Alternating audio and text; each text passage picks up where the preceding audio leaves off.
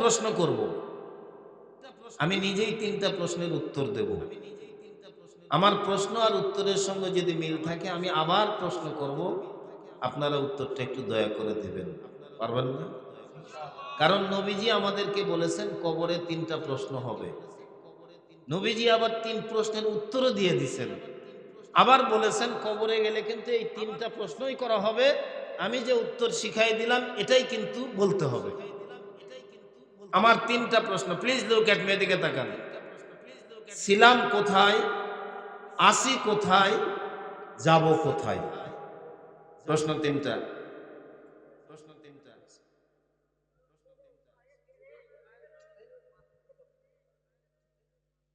এদিকে তাকান, প্রশ্নটা আবার বলতেছি, ছিলাম কোথায়, আসি কোথায়, যাব কোথায়? উত্তরটা আমি বলে দিচ্ছি, ছিলাম জান্নাতে, আসি দুনিয়ায়, যেতে চাই জান্নাতে। এবার আমি আপনাদেরকে প্রশ্ন করি, উত্তরটা দেন। ছিলাম কোথায়? যারা পিছনে কথাই বলতেছেন না, আপনারা কি হাবাতে? কথা কি বুঝতেছেন না? ছিলাম কোথায়, আসি কোথায়, যেতে চাই কোথায়? তাহলে সবাই জবান খুলে বলেন আল্লাহ। হয় নাই? জবান খুলে বলেন আল্লাহ আমাদের সবাইকে তোমার জান্নাত দান করো। জোরে বলুন আমিন। গভীর ভাবে লাগাবেন মন। জান্নাত টু জান্নাতে যাওয়ার জন্য 5টা স্টেশন। এই 5টা স্টেশন যদি ভালো করে দিতে পারি, কবর জগৎটাই হবে আপনার আমার জান্নাতের ঘর বাড়ি। আমার হাতের দিকে তাকান তো, আঙ্গুল কয়টা? যারা কথা এখনো বলতেছেন না, আমারই দিচ্ছেন অঝরা 5টা, এ কাম করে জীবনেও করতে পারবেন না 5টা। আঙ্গুল কয়টা? ইসলামের স্তম্ভ কয়টা? নামাজ কয় ওয়াক্ত? একটা মানুষের ইন্দ্রিয় শক্তি 5টা, একজন মানুষের জীবনের চক্র 5টা, জান্নাত টু জান্নাতে যাওয়ার জন্য স্টেশন 5টা। একজন মানুষের জীবনের চক্র শুরু করলাম, আলোচনা কিন্তু কেবল শুরু হচ্ছে। শুরু করব। জীবনের চক্র 5টা। একটা বাচ্চা জন্ম নেওয়ার পরেই মানুষ তাকে বলে শিশু। কি বলে? যারা কথাই বলতেছেন না এখনো ভাবতেছেন যে বোতল বলবেন। বাচ্চা একটা জন্ম নেওয়ার পরে এটারে কি কয়? শিশু। যখন একটু বড় হয় এটারে বলে কিশোর।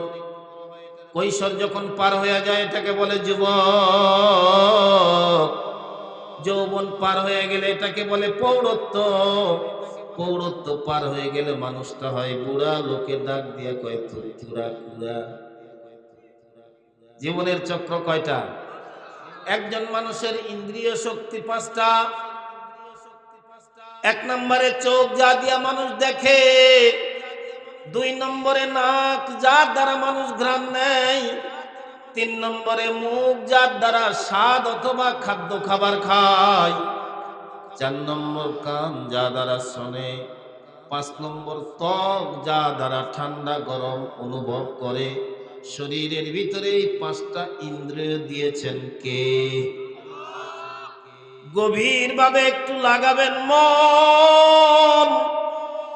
জান্নাত টু জান্নাতে যাওয়ার জন্য 5টা স্টেশন।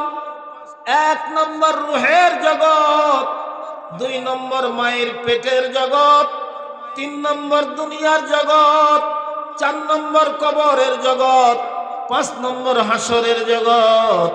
রূহের জগৎ থেকে হাসরের জগৎ যদি পাড়ি দিতে পারি, ফিরে পাবো জান্নাত, আমাদের বাপ দাদার আসল বাড়ি। তাহলে জান্নাত থেকে জান্নাত যাওয়ার জন্য স্টেশন কয়টা? আমি মনে হয় কথা বোঝাতে পারতেছি না। কয়টা? 5টা। 1 ওয়ে রোড। এ রাস্তা দিয়ে শুধু আসাই যাবে, ফেরত যাওয়া যাবে না। 1 নম্বর স্টেশন রূহের জগৎ। পর্দার অন্তরালে মায়েরা যারা কথা শুনতেছেন গভীর মনোযোগ দিয়ে শুনবেন। আল্লাহ তাবারক ওয়া তাআলা আদম আলাইহিস সালামের পৃষ্ঠদেশ থেকে সমস্ত মানুষের রূহগুলো টান দিয়ে বের করে আল্লাহ একটা জায়গায় জমা করে তিনি নিজেই করলেন একটা কাজ, সমস্ত রূহকে কেন্দ্র করে আল্লাহ ডাক দিয়ে করলেন একটা আওয়াজ। সমস্ত রূহগুলোকে একত্রিত করলেন, আল্লাহ বললেন আলাস্তু বিরাব্বিকুম, তোমরা বলো আমি কি তোমাদের রব নই? সমস্ত রূহগুলো এক বাক্যে ডাক দিয়ে বলল ক্বালু বালা।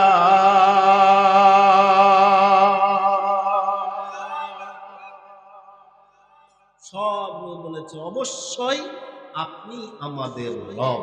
সুবহানাল্লাহ বলেন।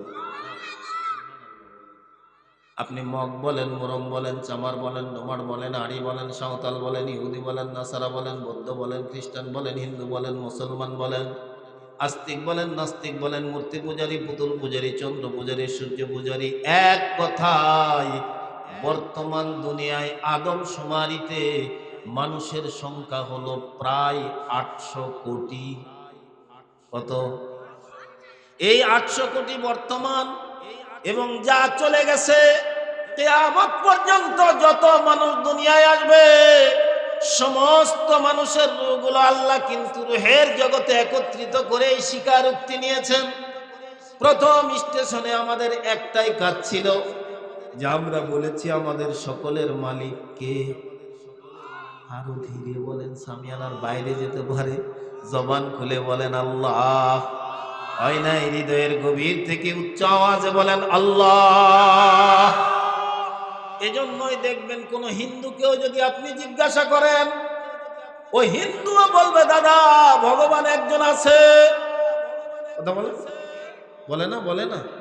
আপনি যদি খ্রিস্টানকেও জিজ্ঞাসা করেন তো খ্রিস্টানও ডাক দিয়ে বলবে গড একজন আছে, ঈশ্বর একজন আছে। তার মানে রূহের জগতে হিন্দুর রূহটাও বলেছে আমার মালিক আল্লাহ, খ্রিস্টানের রূহও বলেছে আমার মালিক আল্লাহ। আরশের মালিক রূহের জগতে সব রূহ একত্রিত করে স্বীকারোক্তি নিয়েছেন, সব প্রাণগুলো স্বীকারোক্তি দিয়েছেন। আল্লাহু আকবার বলেন। দেখতে হচ্ছেন, খুব আস্তে নয়, একেবারে সরসর একটা টান দিয়া 5 নম্বর স্টেশন পর্যন্ত যে আপনজনদের রূহের মাগফিরাতে দোয়া করে আমরা বাড়িতে যাব। রাজি আছি না? আল্লাহ তাআলা অতঃপর 2 নম্বর স্টেশনে আপনাকে আমাকে পাঠাবেন। মায়ের গর্ভাশয়ে রেণু বরাবর একটা কীট। আমার আরশের মালিক আল্লাহ মায়ের গর্ভাশয়ে করলেন ফিট। দুনিয়ার কোনো ডাক্তার যায় নাই, ইঞ্জিনিয়ার যায় নাই, মাস্টার যায় নাই, মিনিস্টার যায় নাই। আমার আল্লাহ তাআলা ডাক দিয়া বলেন আমার পার্সোনাল ইঞ্জিনিয়ার মায়ের গর্ভাশয়ে আমি আল্লাহ ফিট করলাম। আল্লাহু আকবার বলেন।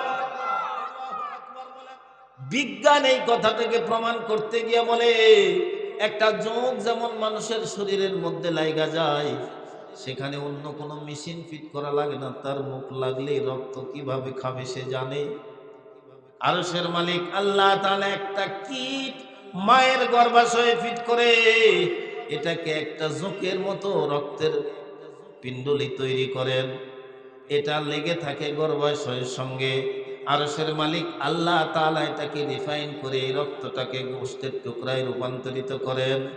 অতঃপর আল্লাহ তাআলার এক্সট্রা ইঞ্জিনিয়ার তার মধ্যে ফিট করে দিয়া হাতের জায়গায় আল্লাহ হাত লাগায় দেন, পায়ের জায়গায় পা লাগায় দেন, চোখের জায়গায় আল্লাহ চোখ লাগায় দেন।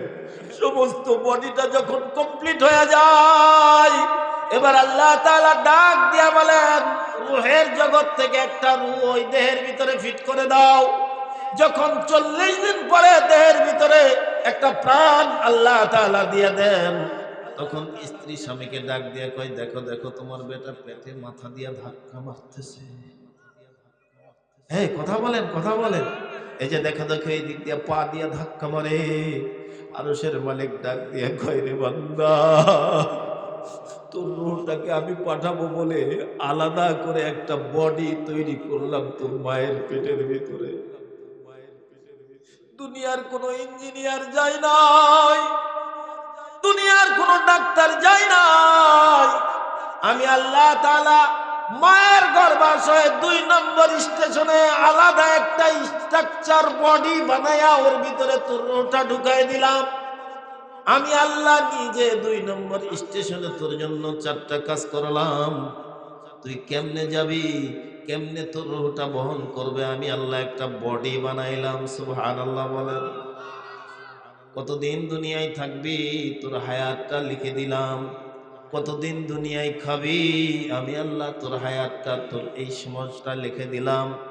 আরো একটা কাজ করে যখন আসার সময় হয়ে যায়, সরকারে দু আলম নবী বলেন, 2 নম্বর স্টেশন থেকে যখন 3 নম্বর স্টেশনে আল্লাহর কোন বান্দার বান্দি আসতে থাকে, তো আরশের মালিক আল্লাহ তাআলা হায়াত